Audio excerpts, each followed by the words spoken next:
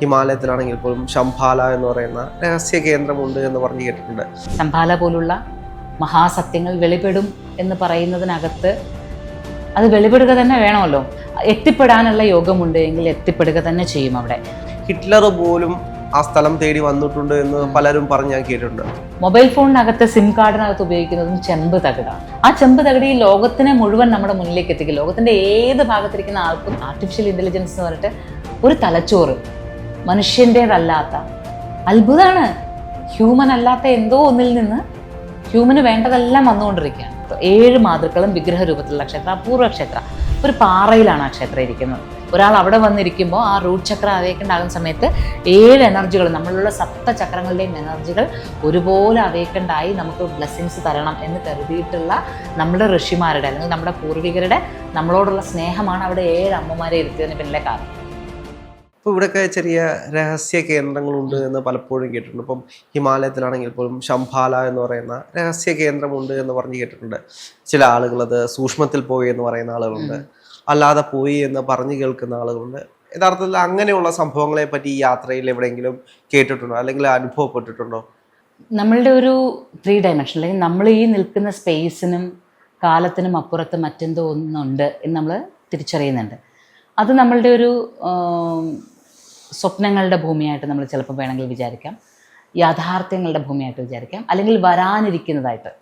ഇങ്ങനെയാണ് നമ്മൾ യാഥാർത്ഥ്യം നമ്മുടെ മുന്നിലില്ല എങ്കിൽ നമുക്ക് വിചാരിക്കാൻ പറ്റുന്ന 3 തലങ്ങൾ. ഒന്ന് സ്വപ്നത്തിലാണ്, അല്ലെങ്കിൽ നമ്മൾ വരാനിരിക്കുന്നത് എന്ന് വിചാരിക്കാം, അല്ലെങ്കിൽ വിദൂരമായത് എത്തിപ്പെടാൻ സാധിക്കാത്തത് എന്നിങ്ങനെ 3 തലങ്ങളിൽ മാറ്റി വെക്കാൻ പറ്റും നമുക്ക്. ഈ 3 തലങ്ങളെ നമ്മൾ എങ്ങനെ സ്വീകരിക്കുന്നു എന്നുള്ളത് പോലെയാണ് ശംഭാല പോലുള്ള മഹാസത്യങ്ങൾ വെളിപ്പെടും എന്ന് പറയുന്നതിനകത്ത് അത് വെളിപ്പെടുക തന്നെ വേണമല്ലോ. ഈ കാലത്തത്രയും ഈ പ്രപഞ്ചം വെളിപ്പെട്ടതുപോലെ ഇനിയും പല സത്യങ്ങളും വെളിപ്പെടാനുണ്ടാവും അല്ലേ? ഇനിയും ഒരുപാട് കാര്യങ്ങൾ വെളിപ്പെടാനുണ്ടാവും. അപ്പോൾ വെളിപ്പെടുന്ന കാലത്ത് അത് വെളിപ്പെടട്ടെ എന്ന് വിചാരിക്കുന്ന ഒരു സ്വഭാവമാണ് എൻ്റേത്. അതുകൊണ്ട് തന്നെ എനിക്കത് അന്വേഷിച്ച് കണ്ടെത്തിയേ പറ്റുള്ളൂ എന്ന് വിചാരിക്കാറില്ല. അത് എവിടെയാണ്, അത് എങ്ങനെയാണ്, തിബറ്റിലാണ് പോകുന്ന വഴിക്കാണെങ്കിൽ ഒരുപാട് പേര് അതിനെപ്പറ്റി സംസാരിക്കും. അവിടെ പോകാൻ കഴിഞ്ഞിരുന്നെങ്കിൽ, അവിടെ എത്തിപ്പെടാൻ കഴിഞ്ഞിരുന്നെങ്കിൽ എല്ലാവരും ആഗ്രഹിക്കില്ലേ? അതെ, എല്ലാവരും ആഗ്രഹിക്കും. അപ്പോ മാം ആണെങ്കിലും പോകാനൊരു ആഗ്രഹം അവിടെ ഉണ്ടായിരിക്കും.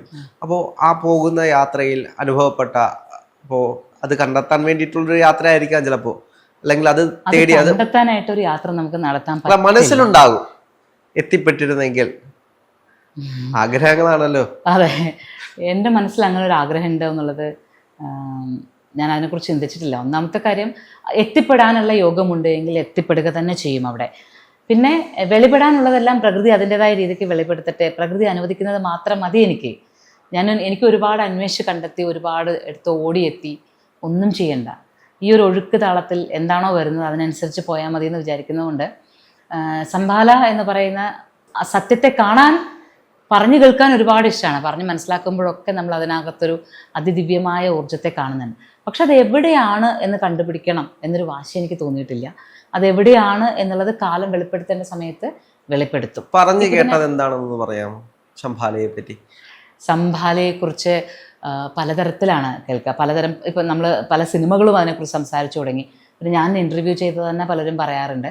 അതായത് കാലത്തിൻ്റെയും സമയത്തിൻ്റെയും ഒക്കെ അതീതമായിട്ട് നമ്മൾ തന്നെ നമ്മളാൽ സൃഷ്ടിക്കപ്പെടുന്ന, നമ്മൾ സൃഷ്ടിക്കുന്ന ഈ ഒരു ലോകം, അല്ലെങ്കിൽ നമ്മളെ സൃഷ്ടിച്ച ഈ പ്രപഞ്ചം, ഇതുപോലെ തന്നെ പല പ്രപഞ്ചങ്ങൾ, 108ഓളം പ്രപഞ്ചങ്ങളുണ്ട്. ആ പ്രപഞ്ചങ്ങളിൽ മനോഹരമായ എല്ലാ സങ്കല്പം, നമ്മൾ മനോഹരം എന്ന് പറയുന്നതെല്ലാം പൂക്കുന്നതും കായ്ക്കുന്നതുമായ ഒരു സ്ഥലം.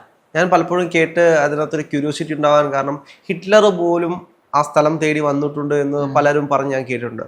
അപ്പോൾ അങ്ങനെ ഒരു സ്ഥലം ഉണ്ടെങ്കിൽ അതൊരു അത്ഭുതമായിരിക്കും. അതുകൊണ്ടാണ് ഞാനും പലപ്പോഴും സ്ഥലമുണ്ട്, അതാണ് നമ്മൾ ആലോചിക്കേണ്ടത്. ആ സ്ഥലമുണ്ട്, ഉണ്ട്, യാഥാർത്ഥ്യമാണ്. അത് യാഥാർത്ഥ്യമാണ്. അതൊരു വ്യക്തിൽ വെളിപ്പെടും. അതാണ് എൻ്റെ സ്റ്റാൻഡേർഡ്. ഞാൻ പറയുന്നത്, എനിക്കത് സ്ഥലമുണ്ടോ എന്ന് സംശയം ഉണ്ടെങ്കിലല്ലേ അന്വേഷിക്കേണ്ടത്. സ്ഥലമുണ്ട്. ആ സ്ഥലം എവിടെയാണെന്ന് ചോദിച്ചാൽ അത് നമ്മൾ എത്തിപ്പെടുന്ന, ഇപ്പോൾ ധ്യാനത്തിലിരിക്കുമ്പോൾ, നമ്മൾ ആഴമേറിയ ധ്യാനത്തിലിരിക്കുമ്പോൾ, മെഡിറ്റേഷനിലിരിക്കുമ്പോൾ നമ്മൾ കാണുന്ന, നമ്മൾ അതുവരെ കണ്ടിട്ടില്ലാത്ത ചില ഘടകങ്ങളിലേക്ക് നമ്മൾ കണക്റ്റഡ് ആവും. അപ്പം നമ്മൾ മനസ്സിൽ വിചാരിച്ചിട്ടില്ലാത്ത ചില കാര്യങ്ങൾ നമ്മൾ കാണും, ചില ഭൂമി നമ്മൾ കാണും, ചില പുഷ്പങ്ങൾ കാണും. അവിടെയല്ലേ ശംഭാല എന്ന് എനിക്ക് ചിലപ്പോൾ തോന്നും. അതല്ലേ ശംഭാല. ഈ പ്രപഞ്ചത്തിൽ പ്രത്യക്ഷത്തിൽ നമ്മുടെ ദൃഷ്ടിക്ക് ഗോചരമായിട്ടുണ്ടോ, അതോ ഇനി വരാനിരിക്കുന്ന ഒരു പ്രപഞ്ചത്തിൻ്റെ സൃഷ്ടി നടന്നുകൊണ്ടേ ഇരിക്കുന്നേ ഉണ്ടാവുള്ളൂ. നമുക്ക് എല്ലാം നമുക്ക് പറയാൻ പറ്റും. നമ്മൾ വിചാരിക്കുന്ന ഒരു കാലത്ത് നമ്മൾ വിചാരിച്ചാൽ നമുക്ക് അന്വേഷിച്ച് കണ്ടെത്താൻ പറ്റും, നമ്മൾ പോയാൽ നമുക്ക് സംഭവിക്കും. എനിക്ക് ശംഭാലയെക്കുറിച്ച് ഒരു അധികമൊന്നും അങ്ങനെ പറയാൻ അറിയുകയുമില്ല. കാരണം ആ സ്വപ്നം പോലെ നമ്മൾ കാത്തിരിക്കുന്ന ഒരു സ്ഥലമാണ്. അതിനെക്കുറിച്ച് തന്നെ അതുകൊണ്ട് ആഴത്തിൽ പറയാൻ ഞാൻ ആളല്ല. ഒന്ന്.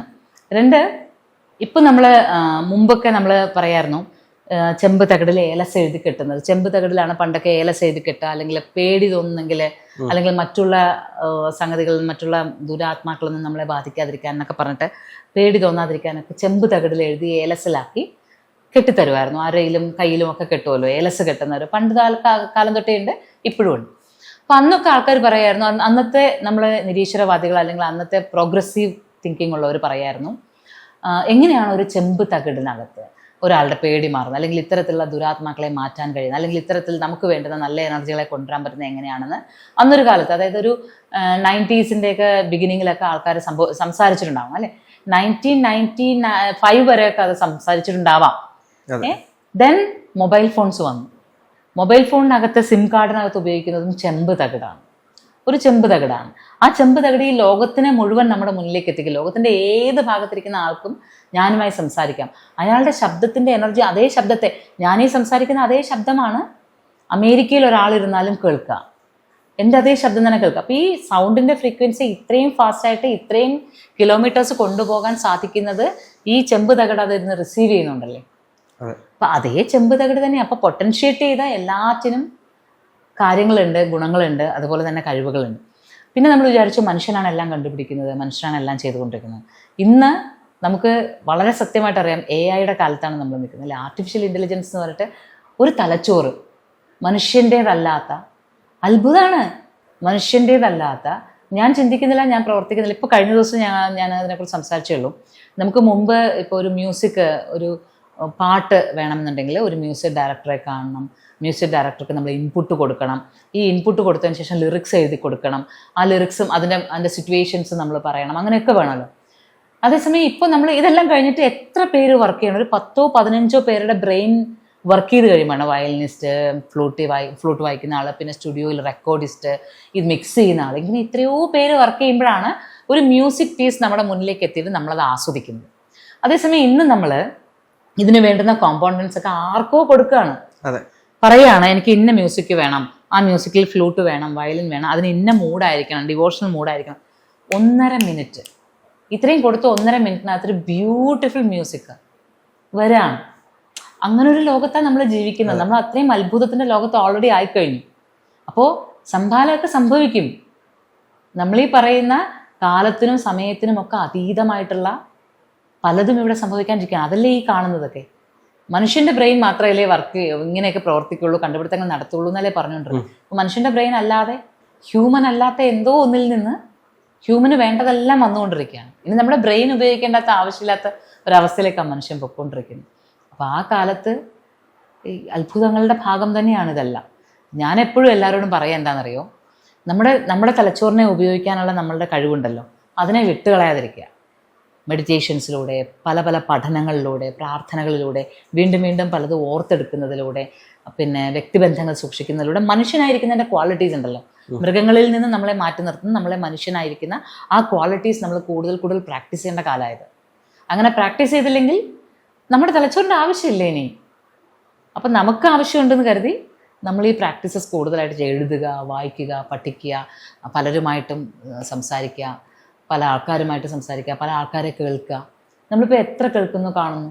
ഒരു 10 പേരിരിക്കുന്ന ഒരു സ്ഥലത്ത് നോക്കിയുള്ളൂ. ഇപ്പം നമ്മൾ രണ്ടുപേരും, നമുക്ക് രണ്ടുപേർക്കും നിശ്ചയമായിട്ടും ഇത് സംസാരിച്ചേ മതിയാവുള്ളൂ എന്നുള്ളൊരു സാഹചര്യം ഉള്ളതുകൊണ്ടല്ലേ ഈ സംസാരിക്കുന്നത്.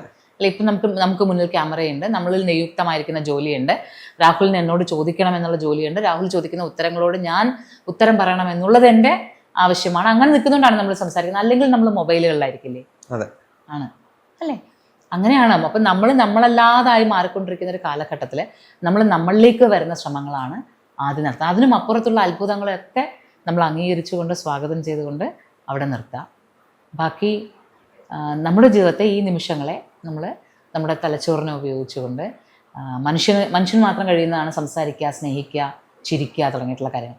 അതൊക്കെ കൂടുതലായിട്ട് പ്രയോഗത്തിൽ കൊണ്ടുവരിക. എക്സസൈസുകൾ ചെയ്യുന്ന പോലെ തന്നെ കൂടുതൽ ചിരിക്കാനും, മനുഷ്യനെ കാണാനും, മനുഷ്യനെ കേൾക്കാനും ഒക്കെ നമ്മൾ ശ്രമിക്കുക. ഇപ്പോൾ നമ്മൾ കാശിയും കൈലാസവും അങ്ങനെ ഹിമാലയങ്ങളും അങ്ങനെ ദൂര സ്ഥലങ്ങളിലേക്ക് ആ ഒരു അത്ഭുതങ്ങൾ തേടി നമ്മൾ പോകാറുണ്ട്. പക്ഷേ നമ്മുടെ അടുത്ത സ്ഥലങ്ങൾ, നമ്മൾ തൊട്ടടുത്ത് നമ്മുടെ കയ്യെത്തും ദൂരത്തിരിക്കുന്ന അത്ഭുതകരമായിട്ടുള്ള അല്ലെങ്കിൽ അതേ എനർജി അല്ലെങ്കിൽ അതേ ഒരു ശക്തി തരുന്ന ഒരുപാട് സ്ഥലങ്ങൾ നമ്മുടെ അടുത്തുണ്ട്. അങ്ങനെ അനുഭവപ്പെട്ട ഏതെങ്കിലും സ്ഥലങ്ങളുണ്ടോ? ഉണ്ട്, തീർച്ചയായിട്ടും ഇഷ്ടം പോലെ സ്ഥലങ്ങളുണ്ട്. ഇപ്പം നമ്മളിപ്പോൾ ഇവിടെ ഇരിക്കുന്നത് നമ്മൾ തിരുവനന്തപുരത്താണല്ലോ. തിരുവനന്തപുരത്ത് വട്ടിയൂർക്കാവ് എന്ന് പറയുന്ന സ്ഥലത്ത് 4 കിലോമീറ്റർ പോയി കഴിഞ്ഞാൽ അരുവിക്കര എന്ന് പറയുന്ന ഒരു സ്ഥലമുണ്ട്.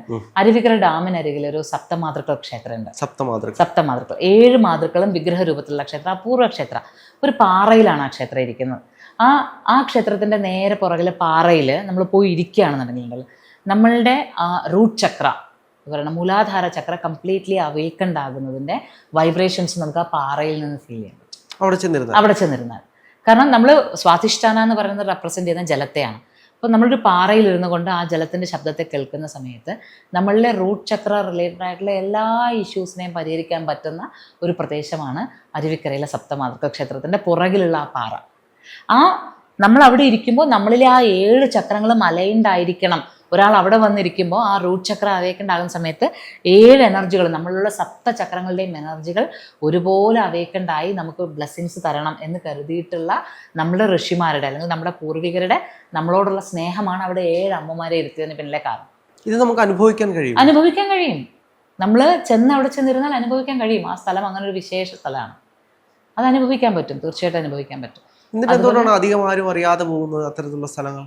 അത്തരം സ്ഥലങ്ങൾ അധികം ആരും അറിയാതിരിക്കട്ടെ, അതാണ് നല്ലത്. കാരണം അറിയും തോറും എന്ത് പറ്റുമെന്ന് അറിയുമോ, മനുഷ്യൻ അവിടേക്ക് തിക്കിത്തിരക്കാൻ തുടങ്ങും. തിക്കിത്തിരക്കുമ്പോൾ അവിടെ നിൽക്കുന്ന ആൾക്കാർ, ആ വരുന്ന ആൾക്കാർക്ക് വേണ്ടിയിട്ടുള്ള സൗകര്യങ്ങൾ കൊടുക്കണം എന്നുള്ള ചിന്ത ആ ക്ഷേത്രവുമായി ബന്ധപ്പെട്ടവർക്കും വരും, പോകുന്നവർക്കും വരും. അയ്യോ വെയിൽ കൊള്ളാതെ നിൽക്കണമെങ്കിൽ ഇവിടെ ഒരു ഷീറ്റ് വേണ്ടേ, അപ്പോൾ ഉടനെ ആദ്യം ഷീറ്റായി.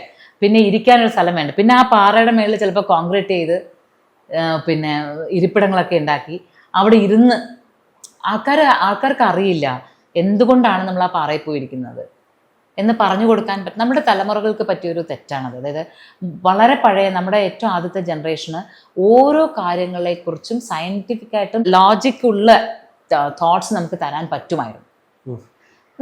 അവർക്ക് പറഞ്ഞുതരാൻ പറ്റുമായിരുന്നു ഓരോ മൂർത്തികൾ. നമ്മുടെ വേദങ്ങളൊക്കെ വായിച്ചു നോക്കി നമുക്ക് മനസ്സിലാവും എത്ര നന്നായിട്ടാണ് കാര്യങ്ങളെ അതിൽ പ്ലേസ് ചെയ്തിരിക്കുന്നത് എന്നുള്ളത്.